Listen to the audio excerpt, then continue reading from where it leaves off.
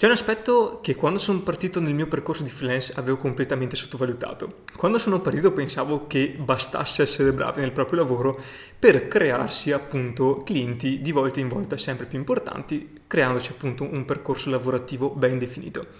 In verità la cosa più importante che oggi vi vorrei condividere con voi e spero sia utile, specialmente se hai voglia di intraprendere un percorso di freelancing, non è solo essere bravi. Oggi essere bravi è una qualità, tra virgolette, scontata. Cioè, se io ti sto chiedendo un servizio, ad esempio ti sto chiedendo un supporto a un servizio fotografico,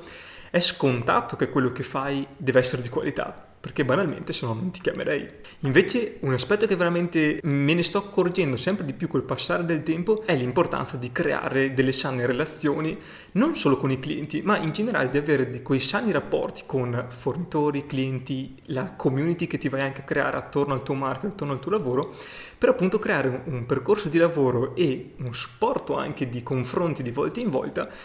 appunto per la tua crescita personale. Sembra una banalità, però la relazione con il proprio cliente, con i propri fornitori, con le persone appunto con cui interagisci con il tuo lavoro è la cosa secondo me più fondamentale nella costruzione del proprio percorso lavorativo. Purtroppo essere bravi non è l'elemento chiave o comunque non è la sola cosa che basta per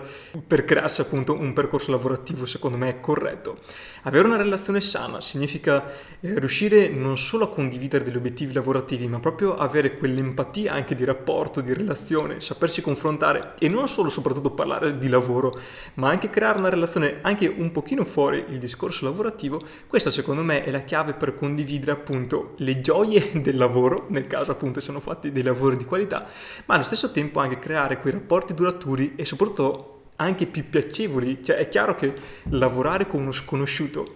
che cambia di volta in volta e invece lavorare con delle persone con cui hai creato un percorso è molto diverso e soprattutto è anche più piacevole lavorare con delle persone con cui vai a condividere di volta in volta esperienze diverse. Quindi per creare un percorso lavorativo di qualità l'ingrediente segreto è sicuramente l'empatia.